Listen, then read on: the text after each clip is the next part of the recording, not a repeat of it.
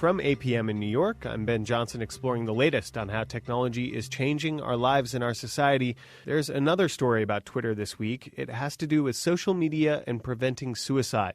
For law enforcement, therapists, and first responders, one big challenge is simply getting in touch with a person who might be in a dangerous place, emotionally or otherwise. These days, warning signs are popping up more and more on social media.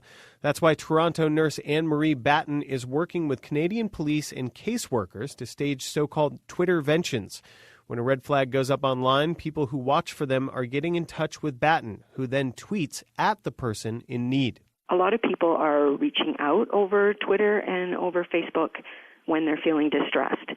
They may tweet their best friend and say they're bullied or they're feeling suicidal. So I get a notice when something like that occurs. So I just reach out, and it's as easy sometimes as just saying, I'm a nurse, can I help? What do you think engaging people on social media and Facebook offers that the regular avenues don't? From my experience, it takes a lot of courage sometimes to come in and tell someone that you're not managing very well or worse, that you're feeling suicidal. Sure. But when you're typing it into a smartphone, there's not that power imbalance of having a trusted professional on one side of the desk and you on the other. How do you think this might help people like yourself and people in the police department intervene, and what are the challenges there? I mean, the main focus of what we're trying to accomplish is about prevention and about being proactive in a system that's currently very reactive. A call comes in, you respond to the call.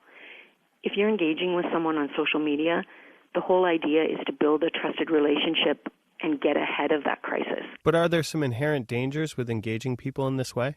I think there's risk involved in that you don't see the person physically. So you do have to recognize you could be talking to someone and it may not be who you think you're talking to. But generally, I find when you're de-escalating someone and they're so happy to have someone engaging with them, I haven't found anyone that wasn't truthful. Anne-Marie Batten is a street health nurse in the city of Toronto. Anne-Marie, thank you very much. Thanks for having me.